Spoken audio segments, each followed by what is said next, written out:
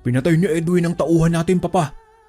Bakit kasi di mo na lang hayaan na ako ang gumawa ng barang sa kanya o bariling ko na lang yan taong yan?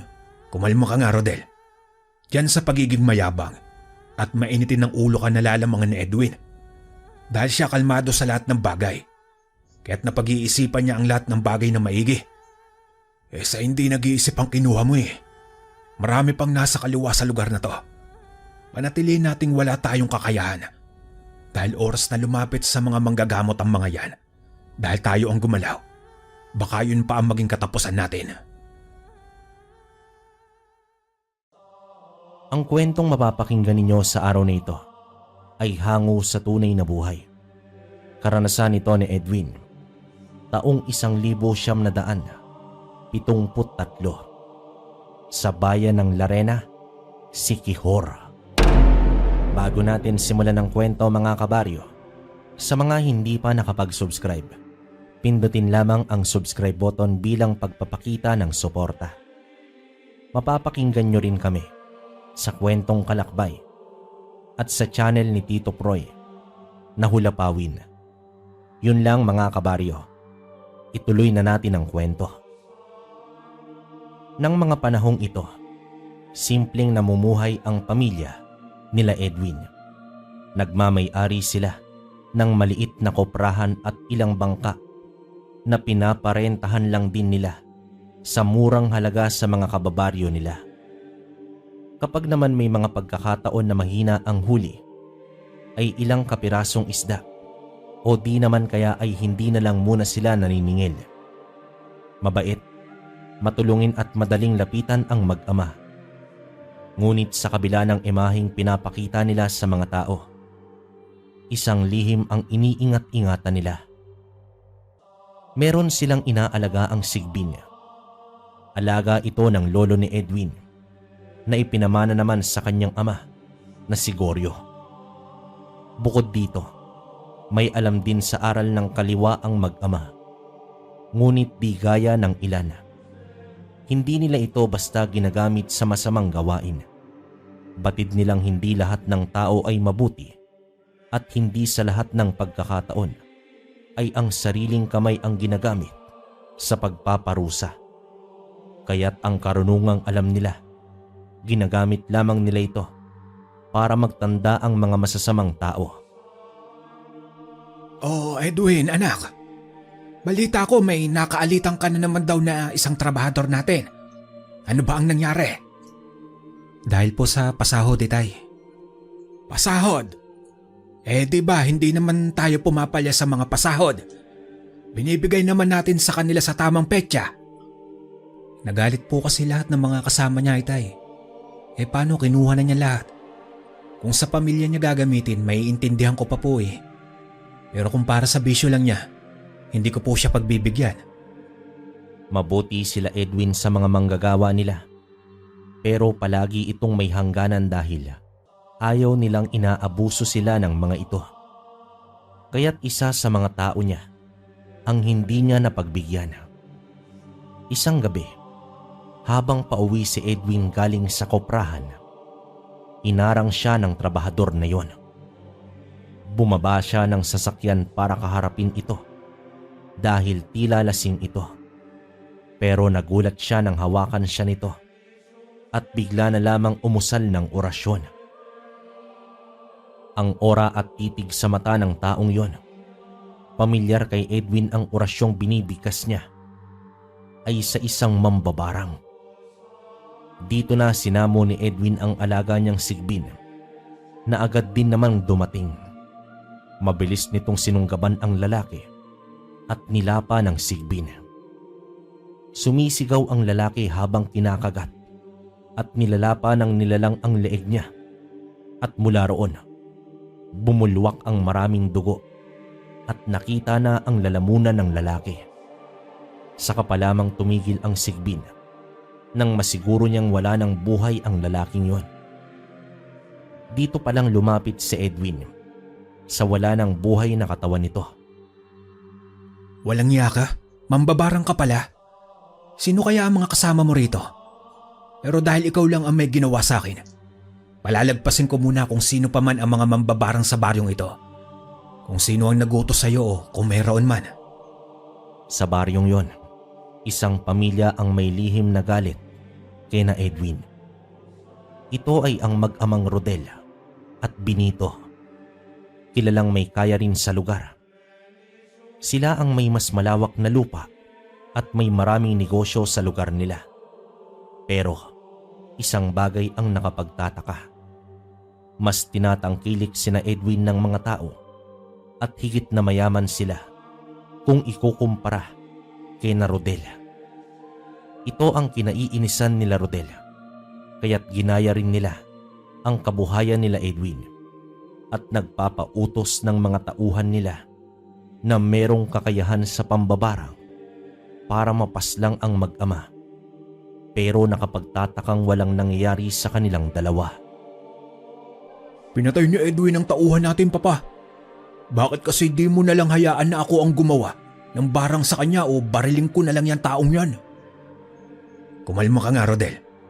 Diyan sa pagiging mayabang at mainitin ng ulo ka nalalamangan ni Edwin. Dahil siya kalmado sa lahat ng bagay. Kaya't napag-iisipan niya ang lahat ng bagay na maigi. Sa hindi nag-iisip ang kinuha mo eh. Marami pang nasa kaliwa sa lugar na to. Manatilihin nating wala tayong kakayahan. Dahil oras na lumapit sa mga manggagamot ang mga yan. Dahil tayo ang gumalaw. Baka yun pa ang maging katapusan natin. Naiinis na lamang at napabuntong hininga itong si Rodel. Ayaw niyang nalalamangan siya ng kahit sino. Lalo na si Edwin. At kahit na pinagsabihan na siya ng kanyang ama na wag kumilos ay palihim siyang lumapit sa isang manggagaway. Ito ay para bigyan ng pangkaraniwan na sakit ang ina ni Edwin. Yung hindi nila mahahalata na binigyan na pala ng sumpa ang ina ni Edwin.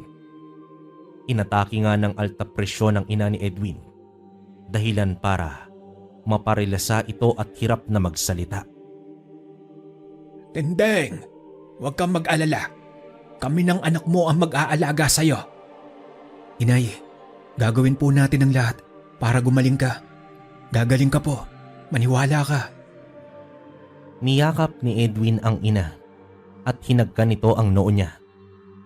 Naiwang nagbabantay ang ama ni Edwin na si Goryo sa kanyang ina. Magtatakip silim na kasi at mga ganoong oras personal na sinasalubong ni Edwin ang mga mangingisda niya para sa renta ng mga bangka. Nakadepende sa huli ang singil niya.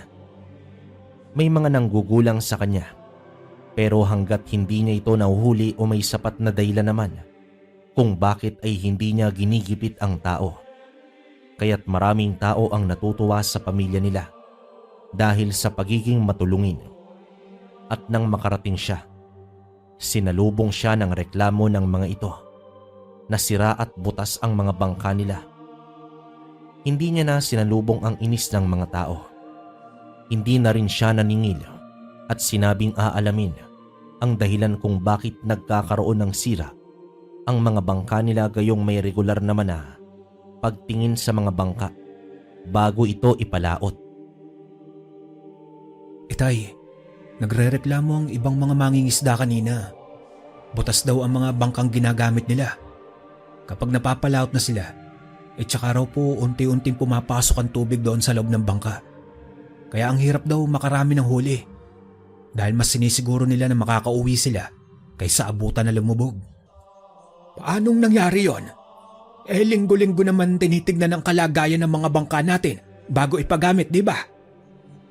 Yun na nga rin po ang sinabi ko sa kanila. Kaso hindi po sila naniniwala. Pineperahan lang daw di umano natin sila. Dalawa lang ang nagbayad po kanina eh. At pansin kong takot pa ang dalawang yon nang pagtinginan sila ng mga kasama nila. Mukhang may naaamoy akong hindi maganda dito, Edwin. At alam mo na kung ano ang gagawin. Tumangulang naman noon si Edwin at pagkatapos ng naging usapan nila ng kanyang ama, ay pumunta naman siya sa likurang bahagi ng kanilang bahay. May balon doon at hilang hakbang mula sa balon ay may nakatagong isang lihim na taguan sa ilalim ng lupa. May sikretong pinto na tinauban lamang ng trapal at mga peking damo. Doon nakatago ang alaga nilang Sigbin. Tinungo naman ito ni Edwin dala ang isang buslo ng pagkain at inumin para rito. Binuksan ni Edwin ang malamlam na ilaw at nang makita siya ng nilalang ay agad itong lumapit sa kanya. Animoy parang maamong hayop itong pabalik-balik ang lakad sa harap ni Edwin. Baliktad ang mga paa nito at maikli sa harap. Para namang pinagsamang aso at daga ang mukha nito at makintab na parang pula ang balat. Pantay rin ang matatalas nitong mga ngipin. Napangiti si Edwin at umupo saglit para himasin ang alaga nila. Nilinisan muna ni Edwin ang lalagyan ng pagkain at inumin nito bago niya pinakain. Hinintay muna niyang matapos kumain ang nilalang bago niya naman ito kinausap.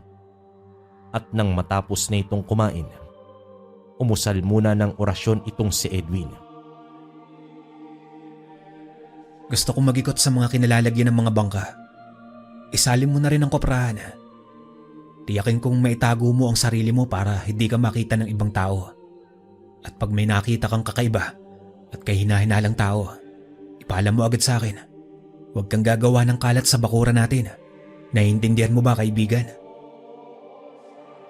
Tumingin naman ang Sigbin kay Edwin at matapos nito ay umalis mula roon sa pinagtataguan nito. Gamit ang isang orasyon ay nagagawang makita ni Edwin ang nakikita ng alaga nila. Unang pinuntahan ng Sigbin ang koprahan. Wala naman itong nakitang kakaiba. Subalit nang magtungo na ito sa may dagat, sa banda kung saan nakalagay ang mga bangkang pinapagamit nila, nakita roon ang dalawang mangingisda na tanging nagbayad kay Edwin. Binutasan ng mga ito ang mga bangkang nakailera at pagkatapos ay umalis ang mga ito. Tinandaan ni Edwin ang dalawang lalaki. Pinaayos ulit nila Edwin ang mga bangka bago naman ito iparenta. Kaya nang lumaot ang mga ito ay walang naging problema. Hindi rin pinagbayad ni Edwin ang mga mangingisda na gumamit ng mga bangka ng araw na yon. At lahat sila ay binigyan pa ni Edwin ng tag-iisang galon ng tuba nang bumalik na sila. Labis na tuwa ang nasilayan sa mukha ng mga mangingisda at ang dalawang lalaking sumira ng mga bangka ay napakamot lang ng ulo.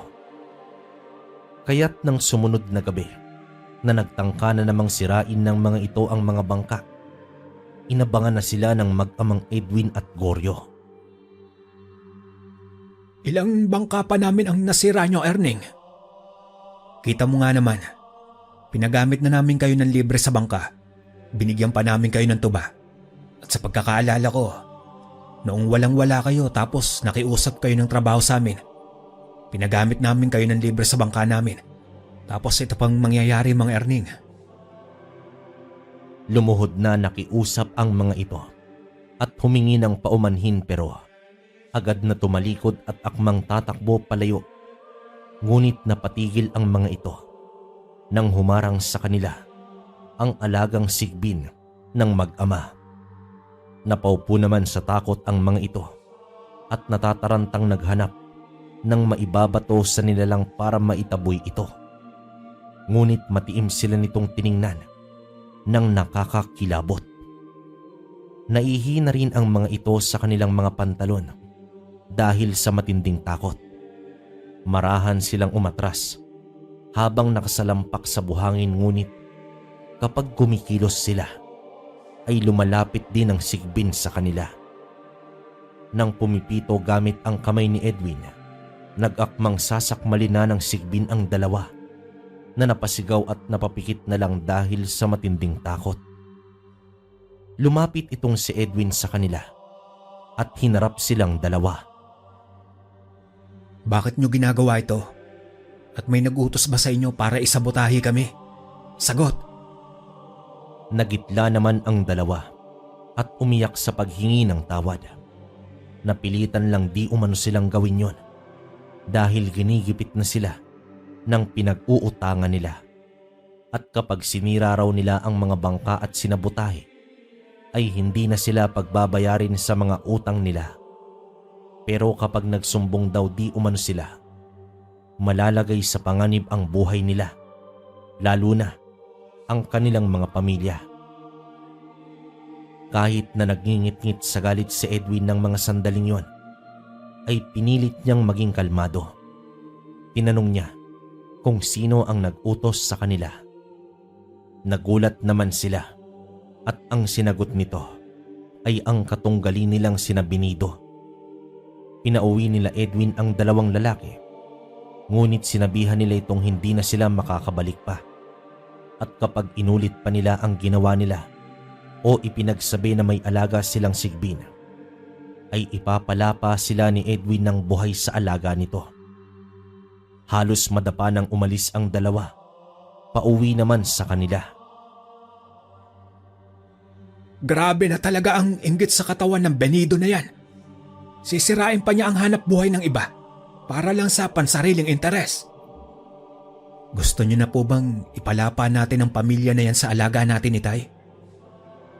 Hindi muna, Edwin, anak. Susukatin ko ang sukdulan na kasamaan ng taong yan bago ko gawin yan. Nakalimutan mo yatang kapag lumapa ng taong alaga nating sigbin, pinipiraso niya ito. At gusto ko na habang ginagawa niya yon, ay hindi ako uusigin ng konsensya ko dahil alam kong nararapat lang sa kanya yon. Pinalampas ni Goryo si Benito, pero hindi si Edwin. Si Edwin kasi ang tipo na habang maliit pa ang sungay mo, ay dapat putulin na ito. Mahinahon siyang pumunta sa koprahan nila Benido. Naroon din noon ang anak nitong si Rodel, na laging mainiti ng ulo at halos walang paglagyan ng yabang sa katawan. Nagsalubong ang kilay ni Rodel nang makita niya si Edwin sa koprahan nila. Bahagya pa niyang itinulak si Edwin, kaya't napatras ito. Pero ngumiti pa rin ang binata na parabang ayos lang ang ginawa sa kanya ni Rodel. Magalang pa rin na bumati si Edwin kahit sa loob ng utak niya. Gusto niya nang ibalibag sa harap niya si Rodel. Sobra kasing nababanas siya sa kahambugan ng lalaking yon. Anong ginagawa mo rito, ha, Edwin? Mag-a-apply ka ba ng trabaho? Wala na kaming bakante rito. Pero tagalinis ng kasilyas sa bahay namin, bakante. Ano, gusto mo ba? Ano bang sadya mo rito sa koprahan namin, Edwin? Mag-iispiya ka ba para pabagsakin ng kabuhayan namin? At sa inyo na maliit na kabuhayan ng umangat? Pwes, mali ka ng binabangga. Ang dami nyo naman sinabi. Ikaw, matandang buhay pa pero naagnas na. Anong sinabi mo, Edwin? Wag na wag mong iinsultuhin ang tatay ko rito sa bakura namin. Tiningnan ni Edwin ng diretso sa mata ang mag-ama at ngumisi sa mga ito. Inuha niya ang malaking halaga ng pera sa kanyang lalagyan at ipinaligo ito sa mag-ama. Nagalit at nainsulto rito si Rodel, dahilan para akmang susuntukin niya sana ang mukha ni Edwin. Pero nahawakan nito ang kamay niya at pinilipit ito ng walang kahirap-hirap, sabay tulak ng malakas. Kabayaran niya ng utang ng taong ginipit nyo para sirain ang mga bangka namin. Sa susunod na ulitin nyo pa ang ginawa nyo. Sinasabi ko na sa inyo, kung mahal nyo pa ang buhay nyo, yakapin nyo na ito habang may pagkakataon pa kayo. Dahil yun na ang magiging huling beses ninyo. Pinagbabantaan yata tayo ng lampang ito, Papa eh. Hindi ba kayo natatakot ng ama mo, ha, Edwin? Malaking tao ang binabangga ninyo. Nakakalimutan mo yata kung sino ang kaharap mo. At sino ka naman, Benido, para katakutan. Matanda ka na. Iisang lupa lang paglilibigan natin kapag namatay tayo. Kaso nga lang, mas mauuna ka dahil matanda ka na. Nainis itong si Rodel sa pang-iinsulto ni Edwin sa ama niya na tinawanan pa. Sinubukan niyang suntukin ulit ito, pero hindi niya magawang pantayan ang pisikal na lakas ni Edwin. Mas lalo silang nainis ng pasipol-sipol habang nakapamulsang umalis si Edwin sa koprahan nila. Pagkarating ni Edwin sa kanilang bahay, tinanong siya ng ama kung saan siya nanggaling at ang sagot niya ay sa koprahan nila Benido. Edwin, anak, hindi ka ba nag-iisip? Paano kung pinagtulungan ka nila roon? Walang makakaalam kapag sakaling inilibing ka ng buhay ng mag-amang yon dahil baluarte nila iyon. Ano ka ba naman po, Itay? Kakainom niyo po kasi yan ng kape eh. Masyado kayong nervyoso. Pinakaba ko lang po sila. Kasi kung magpapatinag ka sa mga ganyang klase ng tao, lalo ka nilang tatapakan. Eh malas lang nila at tayo ang binangga nila. Ay nako, pasaway ka talagang bata ka. O sige na, puntahan mo na ang nanay mo sa kwarto. Kahit hindi na nakakapagsalita yan, alam kong hinahanap ka niya kung saan ka na. Pagkatapos mo, pakainin mo na rin ang alaga natin at pupuntahan ko pa ang mga bangka natin. Sige na po, Itay. Ako na po ang bahala. Pinuntahan ni Edwin ang nakaratay na ina sa higaan nito. Gising pa ito at halatang natuwa nang makita siya. Nilapitan ito ni Edwin at hinalikan ito sa noo. Napapikit naman ang kanyang ina at hinaplos ng mainit na palad nito ang kanyang muka. Tinabihan na muna ni Edwin ang kanyang ina hanggang sa makatulog ito at pagkatapos ay pumanaog na siya ng kanilang bahay at pinuntahan ang alagang Sigbin sa ilalim ng taguan nito sa may lumang balon. Dala ang isang buslo na may lamang karne at gaya ng dati. Animoy parang maamong aso ang Sigbin nang makita siya. Regular kasi ang pagpapakain niya rito at gayon din ang orasyon na itinuro ng kanyang ama para mas mapaamo pa ito. Ang Sigbin na ito ang nagbibigay ng swerte nila pagdating sa pera. Kahit sa tingin ng iba ay maliit ang kanilang kabuhayan pero higit na malakas ang kita nila kesa sa ibang koprahan gaya kela Benido. Mga swapang at mandaraya kasi ang mga ito sa timbangan kaya't ang iba na alam na ganun sila ay lumipat kay na Edwin. Liban sa mas mura ang benta nila ay sakto pa ang timbangan nila. Kumain ka ng maigi, kaibigan. Kailangan maging malakas ka sa lahat ng oras para handa tayo kung sakaling may kaharapin tayong engkwentro. Wala akong tiwala sa mag-amang Rodel at Benido na yon. Kaya maging alerto ka. Naiintindihan mo ba? Tumingin lang kay Edwin ang Sigbin na para bang naiintindihan nito ang sinasabi niya. Nang matapos na nga siya sa pagpapakain dito, ay bumalik na siya sa bahay nila. Wala pa ang ama at hindi pa naman siya inaantok kaya't nagbasa na muna siya ng dyaryo at nagtimpla ng kape.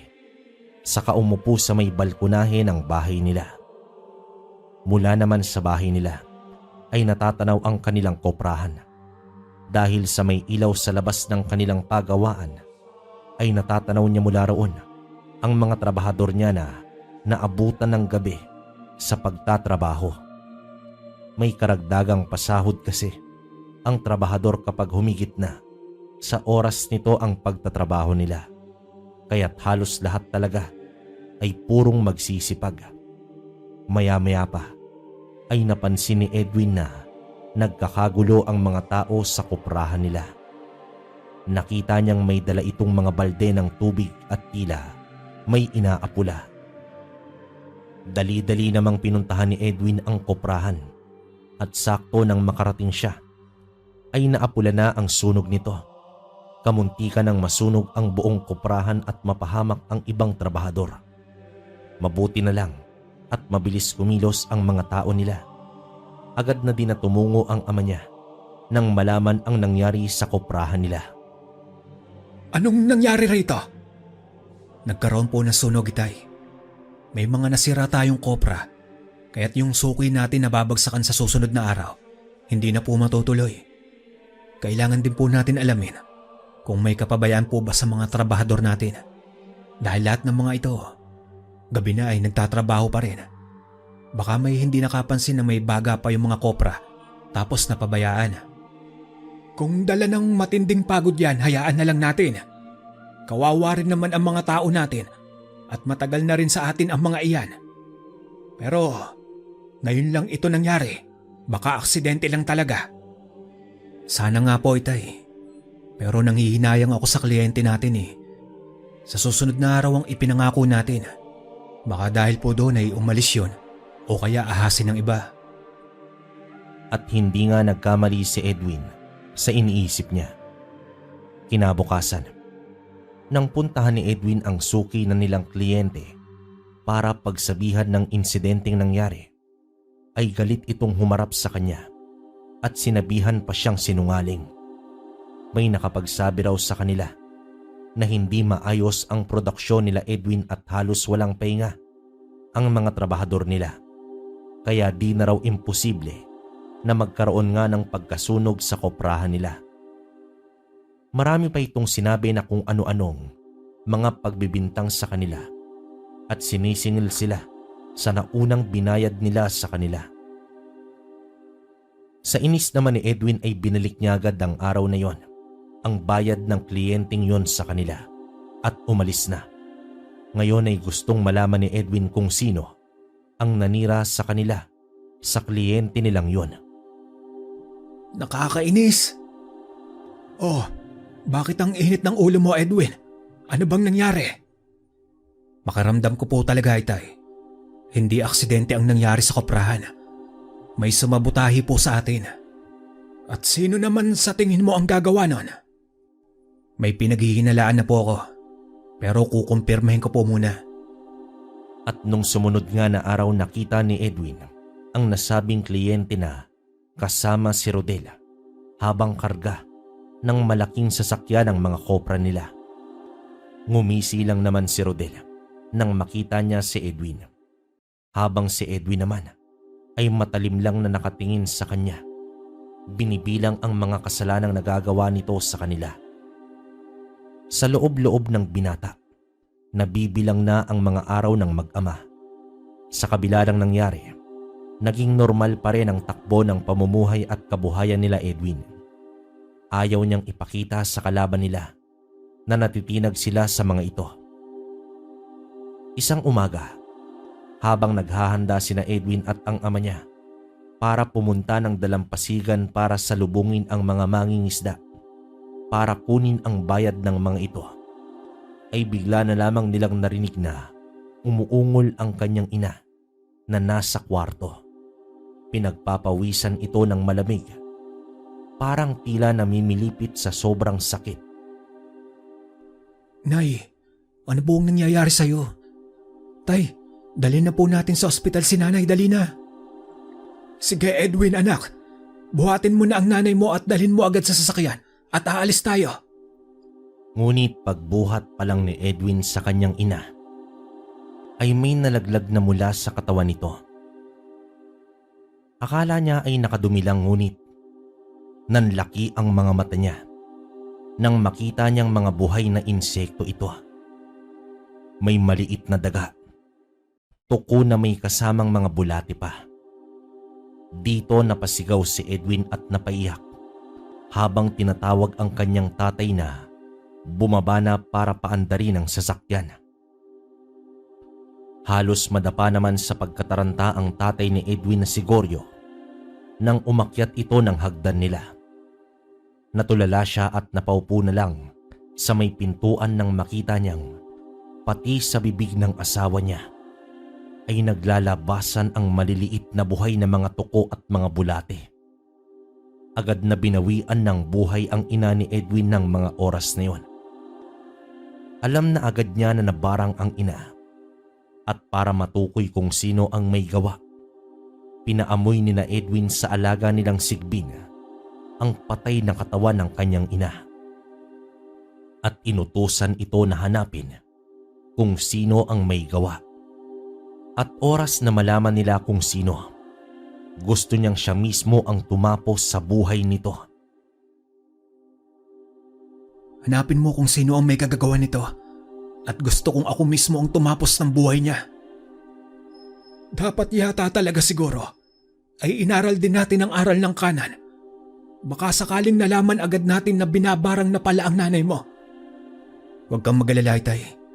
Kapag bumalik po ang Sigbin at nalaman ko kung sino ang may kagagawan ng nangyari kay inay, ibabalik ko ng 7 beses sa kanya ang paghihirap na ginawa niya po kay inay. Isinusumpa ko po yan. Makalipas lamang ang isang araw, ay nalaman agad nila Edwin kung sino ang may gawa ng barang sa kanyang ina. Hindi nila pinaalam sa mga tao na binarang ang nanay niya. Alam kasi ng mga tao ay nakaratay lang ito dahil sa malubhang sakit. 3 araw lamang ang naging burol dahil ayaw ni Edwin na magtapos ang linggong yon nang hindi agad siya nakakaganti sa gumawa nun sa kanyang ina. At pagkatapos nga ng libing, pagsapit ng 12:00 ng gabi, sa tagong lugar kung saan naroroon ang alaga nilang Sigbin, meron ding dasalan doon ang mag-ama. Alam ng ina ni Edwin ang tungkol sa Sigbin dahil ito ang nagbigay rin ng swerte sa kanila, lalo na sa kanilang kabuhayan.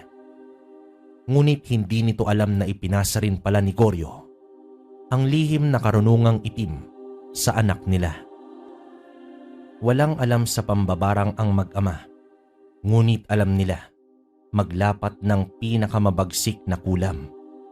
Alam din naman nila papaano depensahan ang barang, ngunit hindi nila inaasahan ang nangyari sa nanay niya dahil biglaan.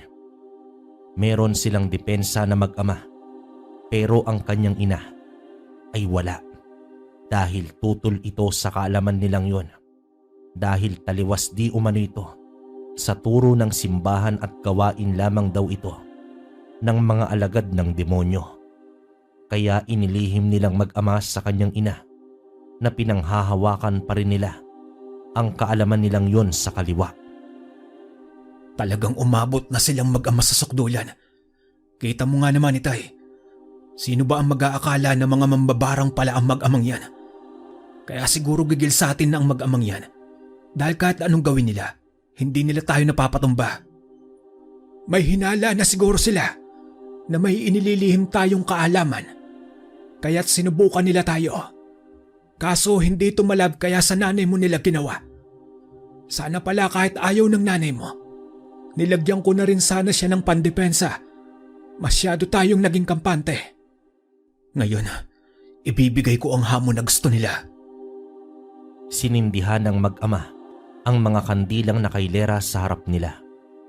Gumawa ng pampausok sa isang maliit na palayok. Kasabay nito ay ang pag-usal ng orasyon sa hangin habang sinusulat sa isang malinis at kulay puting papel ang pangalan ng mag-amang Rodel at Binido. Sinunog at inilagay ito ni Goryo sa ginawa nilang pampausok. Samantala, ng mga sandaling yon, ay nasa kalagitnaan ng kanilang pagtulog ang mag-amang Binido at Rodel. Nagising sila ng maramdaman na parang tila may sumasakal sa kanila. Napabangon ang dalawa na pawang hirap na sa paghinga. Sinikap nilang pumunta sa kanilang altar kung saan nakalagay ang isang kapirasong bilog at itim na metal na nakapatong sa kamay ng maliit na aninong kulay itim na nakalagay sa altar nila. Parehas nila itong hinawakan at umusal ng sumbalik na orasyon. Nang mga sandaling yon, parehas na nagtagisan ng itim na orasyon at itim na karunungan ang dalawang pamilya. Habang naghahabol ng hininga ang mag-amang Rodel at Benido, ay parang sinisilaban naman ang pakiramdam ng mag-amang Edwin at Goryo. Natigil ang tagisang yon nang sumuka na ng dugo sina Edwin at Goryo. Napahandusay naman sina Rodel at ang kanyang ama nang makahinga na sila ng maayos. Hawak-hawak nila ang kanilang leeg at dibdib habang humihinga ng malalim. Mukhang binabalikan na po tayo nila Edwin, Papa. Alam na yata nila ang ginawa natin. Totoo ngang may kapangyarihan sila. Tama ang hinala ko. Nagpapanggap lang silang mga ordinaryong tao, pero may tinatagong itim na lihim. mukhang malakas ang magama. Lumayo na muna tayo rito. Ipaubaya muna natin sa mga tauhan natin ang mga kabuhayan natin dito. Masyadong maingat sa kanilang kilos ang mag-amang yan. Mahirap maging kampante. Umalis naman ang mag-amang Rodel at Benido ng sumunod na gabi. Walang nakakaalam kung saan sila nagpunta. Ipinagkatiwala na lamang nila ang kanilang koprahan at ibang mga negosyo nila, gayon din ang kanilang tahanan sa kanilang mga tauhan. Kampante sila na hindi sila magugulo ng mag-amang Edwin at Goryo. Ngunit ang pag-alis nila ang kanilang naging malaking pagkakamali. Gamit ang karunungang itim, binigyan ng palipadhanging sumpa ang mga trabahador nila Rodel. Hindi ito nakakamatay, subalit pinahihina nito ang katawan ng isang ordinaryong tao. Nag-iiba rin ang pag-uugali na magiging dahilan para hindi makapagtrabaho ng maayos. Walang maghihinala na may nagpalipad hangin sa mga ito dahil kung titingnan mo naman sila ay parang normal lang na tao. Ang akala siguro nila ay buhay lang nila ang hihilingin nating kabayaran sa ginawa nila. Kaya nga po, Itay, ngayon nila mararamdaman kung paano naman kapag tayo ang kumilos. Gaya ng nasabi ko, ibabalik ko ng 7 beses ang ginawa nila. Hindi ko papadaliin ang paghihirap nila. Kung nabubuhay ang nanay mo, magagalit yon sa ginagawa natin. Sasabihan na naman tayong masama ang ginagawa natin. Itay, alam ko naman po na masama ang ginagawa natin. Nagiging mabuti lang dahil hindi rin naman mabuting tao ang pinapahirapan natin. Kaya bakit po ako makukonsensya? Ang sarap paglaruan ng mga taong mas masama pa sa'yo. Akalain mo nga naman, mga disenteng tao kung titignan mo sila, pero mga mambabarang pala. Nakakatawa dahil mga katulad din natin sila. Kaso nga lang, nataon na magkalaban. Kaya po sinisikap nating itago ang mga kakayahan natin sa mga manggagamot. Dahil iniisip po natin silang banta. Pero kita mo nga naman ang pagkakataon. Kapares pa nating nasa kaliwa ang makakalaban natin. Mag-umpisa na silang sumamo sa mga Diyos nila. Dahil kahit kaluluwa nila, hindi ko patatahimikin. Natawa na lamang si Edwin habang iniisip niya ang mga nagagawa niya laban sa mag-amang mambabarang na sina Rodel at Benido. Sisiguruhin niyang wala nang mababalikang kabuhayan ang mga ito at kung meron man ay magsisimula sila sa umpisa. Mula nang mabatid ng mag-amang Edwin at Goryo na meron pang mga kagaya nila sa lugar tulad nila Rodel at Benido, ay pinahanap nila ito sa alaga nilang Sigbin. At lingid nga sa kanilang kaalaman, meron ngang mga tao sa kanilang lugar na nagtataglay ng kaparehas na karunungan nitong sila Rodel. At dahil dito, isa-isang pinapaslang ito nila Edwin. Binigyan nila ng sumpa ang mga mambabarang na mapapaslang nila na kahit hanggang impyerno ay kinakastigo ang kanilang mga kaluluwa. Pinapalapa din nila sa kanilang alagang Sigbin hanggang sa tuluyang bawian ng buhay. Malinis silang trumabaho at kung may makakaalam man sa ginawa nila, tanging matataas na antas ng mga manggagamot o pawang mga babaylan lang. Itay, paano po kaya kung ipahanap natin yung mag-amang Rodel at Benido sa alaga natin? Gigil na akong makakarap ulit ang Rodel na yon. Tiyak na babasagin ko ang mukha nun kapag nakita ko talaga ulit. Kalma lang anak. Diyan din tayo pupunta. Maniguro muna tayo na kung sakaling bumalik sila rito, ay wala silang magiging kaalyado. Mahirap na magtiwala sa mga kagaya nila o sa mga kagaya natin. Kadalasan ay mga traidor o di kaya naman banta. Kung ganun po, Itay, ano po ba ang plano nyo? Kasi ako, gusto ko nang ipahanap sa Sigbin kung nasan man silang lupalop. Kung kailangan kong ubusin ang angka nila, gagawin ko hanggang sa sila na lang ang matira. Hindi ko mapapatawad ang ginawa nila kay nanay. Alam nang may karamdaman na at matanda na, pinahirapan pa talaga. Pwede naman natin gawin na isumpa sila. Paunti-unti nang hindi nila agad maramdaman. Itay, kung ordinaryong tao sila, maaari. Pero ngayon na alam natin kung ano sila, hindi na natin tiyak kung ano ang mga kaya nilang gawin. Dahil dito, naging pagsasanay na nila ang pagpaslang sa mga kagaya nilang mga mangkukulam o mga kagaya nila Rodel na pawang mga mambabarang. Hindi ito basta lang paghihiganti, kundi paghahanda sa isang pagtutuos para matiyak nilang sila ang mananalo sa paghaharap na yon. Ngunit gaya ng inaasahan, natunugan sila ng mga manggagamot at antingero sa kanilang lugar. Ngunit sa halip na makialam ang mga ito, ay nagbigay pa ito ng tulong sa kanila. Binigyan sila ng mga orasyon at tigalpo na magagamit nila laban sa mga mambabarang dahil pinaintindi nila ang kanilang dahilan at pakay kaya nila ginagawa ang mga ito. Itinuring silang kakampi pero hindi bilang kaibigan sa kabila ng ginagawa nila. Dahil para sa mga manggagamot at antingero, mga kalaban pa rin sila dahil aral ng kaliwa ang tinataglay nila at posible pa rin silang maging banta. Akalain mo nga naman tayo. Sino ba ang mag-aakala na kahit ang mga nasa kanan ay tutulong sa atin? Malamang dahil pabor sa kanila ang ginagawa mo, anak.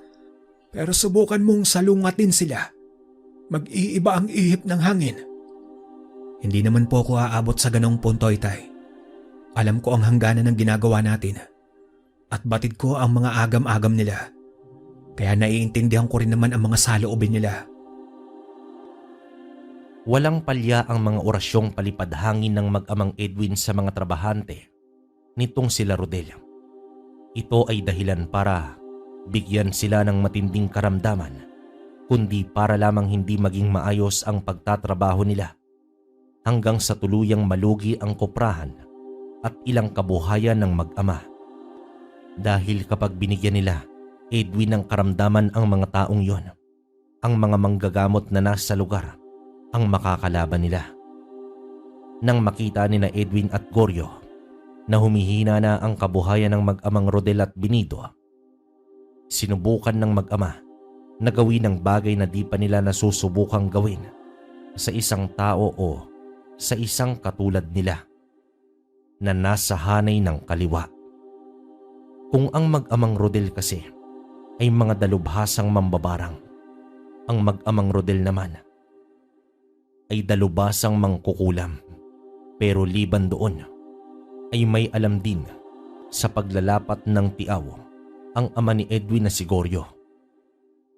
Ito ay higit na mas mabagsik sa kahit na anong kulam o barang. Yun nga lang, hindi pa nila nasusubukang gawin ito. Ngayon pa lang. Ito ay dahil sa mga orasyong proteksyong binigay sa kanila ng mga manggagamot sa kanilang lugar laban sa mga kahit na anong uri ng barang. Tignan natin kung saan sila magiging ligtas sa pagtatago nila. Sa tanang buhay ko, ngayon lang ako naaaliw na parusahan ng isang tao. Anong ibig niyo pong sabihin, Itay? Isang mantitiaw ang lolo mo, Edwin. Tinuruan niya ako kaso hindi ko ginagamit. Dahil napakapanganib, hindi aabot ng isang buwan ng tao kapag ginawan mo ng ritual na yon. Kung gayon po, Itay, ituro mo sa akin at ako na ang gagawa sa mag-ama mambabarang na yon. Nalaman ko na kung saan sila nagtatago. At alam mo po ba ang natuklasan ko? Isang buong pamilya sila ng mga mambabarang. Kaya ituro niyo na po sa akin. Paano yan at ako na ang bahala. Hindi, anak. Ako ang huling gagamit nito. Ako ang magpapataw sa kanila. Sa ika-7 araw ng ritual, doon mo sila sugurin kasama ng alaga nating Sigbin. Wala nang nagawa si Edwin sa utos ng kanyang ama. Sinunod niya lang ang sinabi rito. At sa unang araw ng pagri-ritual, nagpugot ng 2 buhay na manok si Goryo sa harap ng altar habang nagsasagawa ng orasyon at nagbabasa sa kulay itim na libreta ng kanyang yumaong ama. Sa mga sumunod na araw ay dasal pag-oorasyon at pagsusulat sa kanyang sarili. Sariling dugo niya ang ginagamit niya bilang alay. Ito ay para mas maging mabisa at nakakamatay ang tiaw na gagawin niya. Araw-araw yon at walang palya. Sa ika-7 araw, dito na umalis si Edwin kasama ang alaga niyang Sigbin. Hindi sumama ang ama niyang si Goryo dahil hindi pwedeng matigil ang ginagawa niya hanggat hindi nababawian ang buhay ang biktima niya.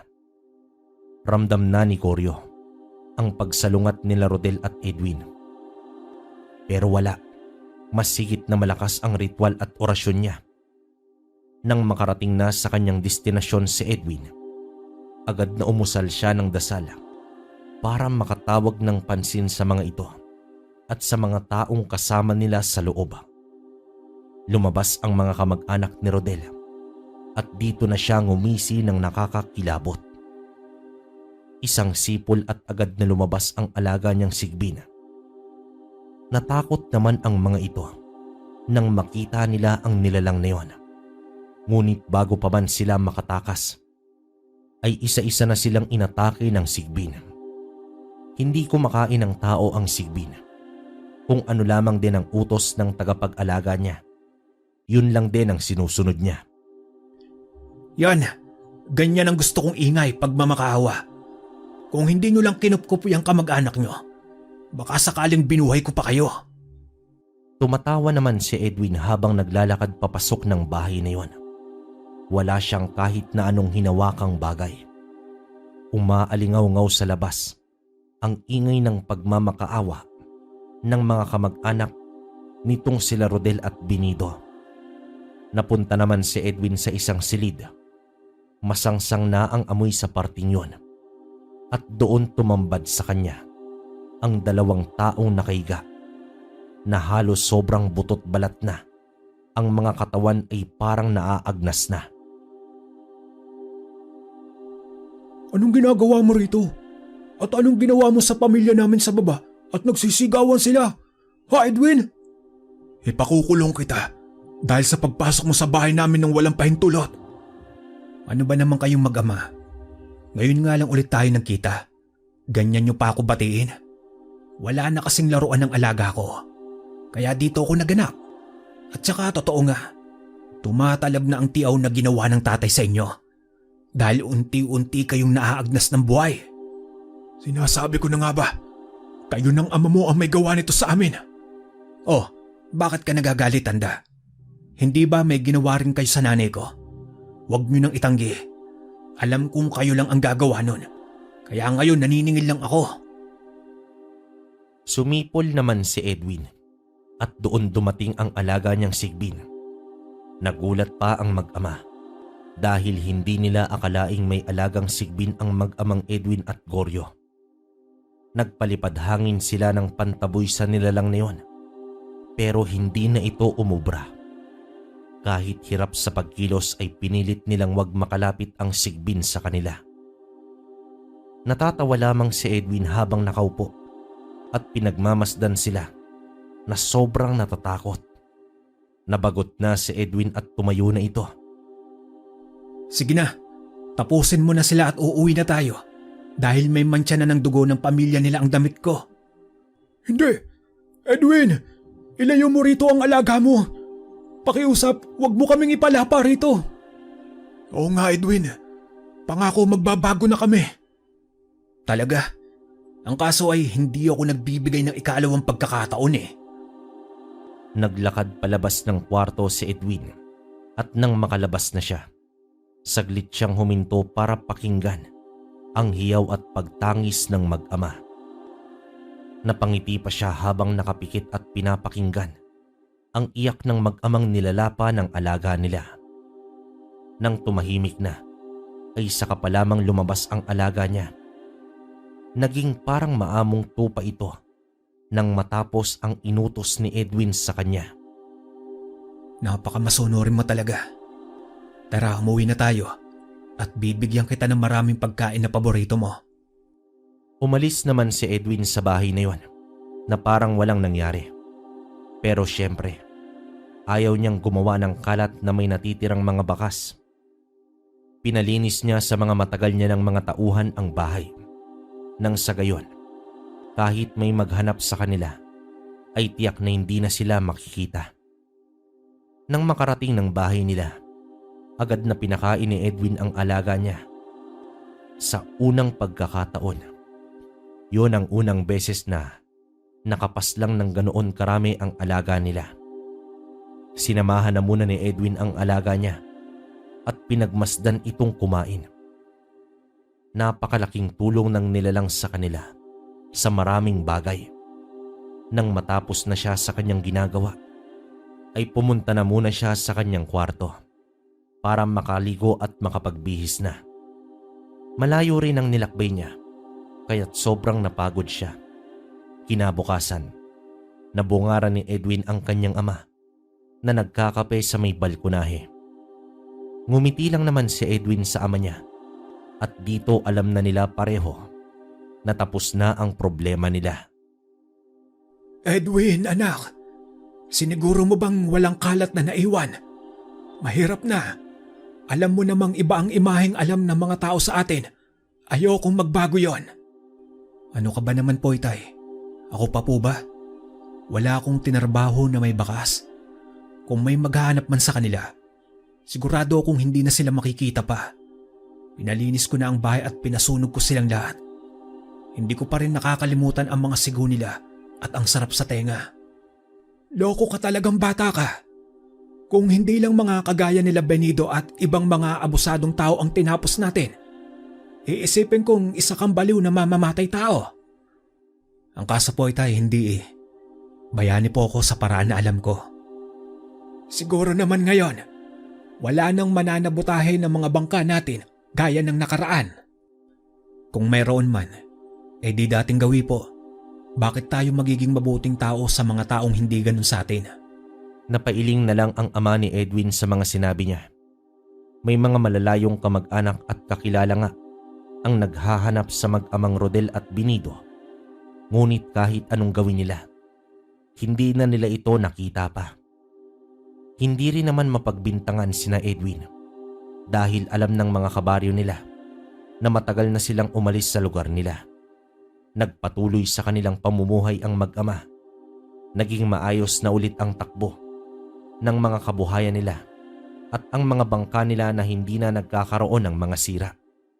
Palatandaan na talagang sinabotahe lang sila para magkaroon sila ng problema sa mga mangingisdang hawak nila. Muli namang lumakas ang kabuhayan nila at muling bumalik sa dati ang pamumuhay nilang mag-ama. Ang kabuhayan naman nila Benito at Rodel ay napabayaan na. Ninakaw na ng ibang mga taga roon ang kung anumang mapapakinabangan pa sa mga naiwan nila. Pero ang ibang naiwan ay ibinenta ng mga malalayong kamag-anak nila at ang alagang Sigbin ay naroon pa rin sa taguan nito. Walang ibang nakakaalam na may nakatagong Sigbin sa likuran ng bahay ng mag-ama na si Edwin at Goryo. Wakas. Okay, kamusta mga kabaryo? Kayo nang bahala sa komento natin pero para sa akin, bibigyan ko ng maikli ito. Nakakalungkot kasi yun nga, namatay yung ina nila ni Edwin tapos yung asawa nung tatay niyan si Goryo. Yun nga, grabe rin. Saka more on kaliwa-kaliwa to, saka yung word naman titiaw, talagang mabagsik din yun. Alam nyo naman yun, may mga ganun tayong kwento matagal na panahon na. So, kayo nang bala. Bali, punta muna tayo agad sa utang ko sa inyo, yung shoutout ko sa inyo. Ito, baka hindi ko mabanggit lahat pero next upload maglalagay ulit tayo ng shoutout kaya mag-comment kayo sa baba. Unang-una, binabati ko si Roslyn Dalofere, salamat sa iyo ma'am. Arlene Culsbesa, salamat. Charlun Rulan, Arturo Dalumandom, Ma'am Ligaya, Ma'am Heidi Panigsain, It's Me Gizmo, salamat. Romilyn Verbarno, yan, Tahani Vlog, Josephine Miso, salamat. Edwin Atienza, Brain Omega, Eda Amistad, salamat po. Inday Samante, Aquadors Channel, salamat. Ma'am Asil Gumban, salamat po. Brenda Canyel, thank you la. Alexander Alipio. Elena Palomo, salamat, kabaryo. Tita Sareno, salamat din. Ma'am Juby, salamat. Si Blue, salamat Blue. Cherry Mukbang ASMR, si Ma'am Lisa, Joel Sikatin, Mary Glo Sarceno, Hok Hogan, Emil Bautista at si Shep at Alian Ali. Ito naman yung mga last upload natin na hindi ko nabanggit, si Maki Tiban, Don Glaudiel, Cora Fernandez, Ma'am Tina Kayabyab, Ma'am Isabel Cortez yan, Ma'am Lisa ulit, Manchi Leser, salamat. May Elton, salamat. Maya Mayo, salamat din. Si kabaryong Julio Cesar Dakasin, salamat. Ma'am Marilu Matsuda, Ma'am Alma Hornales. Yan, ang dami nating nakakaligtaan. Si Rodrigo de la Cruz, salamat din. Marlene Tubal, Guda Suzuki, Azuki, salamat. Ayan, sila tita, yan, nabasa na natin yung iba. Si Ma'am Evelyn Fall, salamat din. Richard Villaruz, salamat sa iyo, kabaryo. Ma'am Marie Chris Pelayo, salamat. Ma'am Elsa Constantino, salamat. At si Ayman 120. So marami pa tayong hindi nabanggit. Alam ko na nakikinig kayo. Mag-comment kayo rito para next upload malagay natin. Sa ngayon mga kabaryo, hanggang dito lang muna. Hanggang sa susunod na kwento. Maraming salamat.